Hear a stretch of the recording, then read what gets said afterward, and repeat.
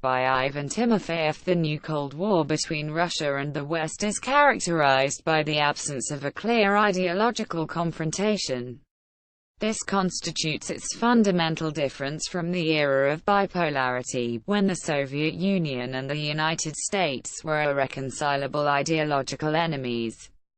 Both sides offered universal ideological doctrines to the world. Ideology served as an important source of foreign policy legitimacy and formed the basis for consolidating allies and spreading influence. Today, the situation has changed. The West continues to rely on the liberal political theory.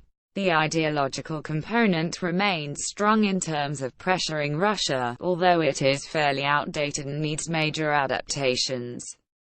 Russia, however, is unable to come up with ideological alternatives comparable to the Soviet ones. All of this creates an illusion of postmodern rivalry with a mixture of pragmatism and populist simulation of meanings in the foreground. However, the real situation is different. The ideology of the new Cold War is taking shape and will make itself felt. For Russia, much will depend on its choice of ideological strategy. The sharp ideological division in relations between Russia and the West is the legacy of the short 20th century. It was then that Soviet Russia and later the Soviet Union began to define itself in opposition to the Western bourgeois environment, the source of an alien ideology and way of life, which must be contained and, ideally, converted into another faith. This never was the case in the imperial period. Russia competed with individual Western countries or coalitions. But, at the same time, it led other coalitions, was part of them or sought the neutrality of some to free its hands in war efforts with others. For several centuries, Russia skillfully avoided confrontation with the collective and consolidated West, while being part of the ideological divisions inside it. After the French Revolution and throughout the revolutionary 19th century, St. Petersburg acted as a consistent supporter and even leader of conservative policy. For Europe, Russia was a significant other, but managed to remain an integral part of European politics and diplomacy. The situation changed dramatically following the 1917 October Revolution. As the only major power in which left radicals succeeded in seizing and subsequently concentrating power, Russia confidently claimed leadership of the international left. Its authority and soft power were extremely strong. This was facilitated by the fact that throughout the 20th century, Marxism remained the most powerful and one of the most influential political theories in the West and the world in general. However, European socialism evolved as capitalism adapted to the demands of the left, took on milder forms, and was eventually co-opted by the liberal democratic model. The success of such co-optation in the post-war period dealt a heavy blow to the universalist ambitions of the Soviet Union, which was unlikely to follow the path of European socialism. The latter threatened the foundations of the Soviet regime as it suggested a genuine alternative, regular change of leaders and democracy. The end of Khrushchev's thaw and Brezhnev's conservative reversal clearly illuminated this trend. The Hungarian uprising and the Prague Spring undermined the authority of the Soviet Union and its leadership position among the left. In Asia, the Soviet Union ran into a major opponent in the person of Communist China. Mao came up with an alternative interpretation of Marxism, accused the USSR of imperialism and demonstrated a determination to use force. In 1969, the Soviet Army defeated Chinese troops on Damansky Island. However, China exposed the ideological unity of the international left on the world arena as ephemeral, and this was a much harder blow to the Soviet Union. On the ideological level, the falling out with China and the loss of authority in Eastern Europe did more damage to the Soviet Union than the US efforts to promote liberal values. Beginning in the 1970s, Soviet socialism started experiencing prolonged death throes, which intensified as economic administration deteriorated, the development gap widened and the exhausting arms race took its toll. Trust in socialism among the Soviet elite was shaken as well. Inside the country, ideology was increasingly becoming an imitation of itself, resulting in an explosive mixture of cynicism and frustration. Mikhail Gorbachev attempted to alter this disastrous trajectory. He tried to end the confrontation with the West, substantially modernize the Soviet socialist project and bring it closer to European socialism, achieve convergence with Western Europe within the framework of the common European home concept, and, thus, create space to tackle the most pressing internal issues.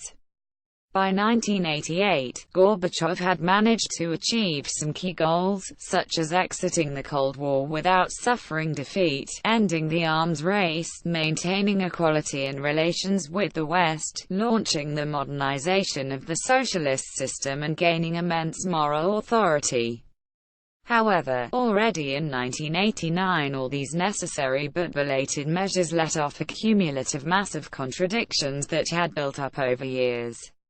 The collapse of the socialist bloc and the USSR itself was a totally unexpected disaster, which was swift and irreversible. It is not surprising that the West won a convincing victory. But the victory was over the Soviet Union and the Soviet bloc, not the socialist project or the left idea as such. Following the Cold War, Russia spent a long time flailing in search of a new identity and ideology. Interestingly, the positions of the liberals were fairly weak both in Russia and all the countries of the former Soviet bloc. Nationalism was consistently gaining ground across the vast post-communist space. In Central and Eastern Europe, it fit well with the new democratic institutions in the common course toward integration with the EU and NATO. However, in the post-Soviet space, it took on a starkly ethnic nature and was accompanied by the degradation of institutions. In many cases, Russia was portrayed as part of a dark chapter in national histories, and Russophobia became a convenient tool for national consolidation. Developments in Russia followed the nationalist trend in general. Liberalism was quickly defeated here. It was torpedoed by a weak social base, unsuccessful reforms, severe economic crisis and an overall disappointment in ideological prescriptions as such. On the contrary, nationalism proved to be a convenient alternative for unifying a frustrated and disparate society. It relied on patriotism, consolidation around common threats to security, emphasis on continuity with both the Soviet and imperial history, an end to denying the Soviet past, and an independent foreign policy. The leadership of Vladimir Putin, who personified the new political course, played an important role. The lost sense of dignity returned to Russian society. It began to acquire a new national identity. Seemingly, all this brought Russia back into the tradition of the imperial era, when the country played an independent role, but always was a systemic, Western, player. This logic also seemed to underlie Russia's massive support for the United States in the wake of the September 11 attacks and the pushback along with Germany and France against the U.S. invasion of Iraq. Russia regained its space for foreign policy maneuvering and was no longer constrained by a universalist ideology. However, unlike the imperial era, the West itself retained both military, political and ideological consolidation. As soon as Moscow's foreign policy activities crossed the red lines, all the power of Western ideology concentrated on Russia once again. Only this time around, there is no global alternative on our side. We are forced to play the West no longer on the global field, but our own one, contrasting liberal universalism with our own nationalism. This is an extremely risky game, because the nationalism of a single country will never become global. It can succeed in beating liberalism on its own field, but this will only reduce the game to a draw and provide no guarantees against a new game at the worst time for the country at that. Russia entered a new Cold War with the ambitions of the USSR, but without its power, ideology, or authority it enjoyed in its better years. What are the alternatives? The first is to return to the status quo of the conventional pre-Munich period.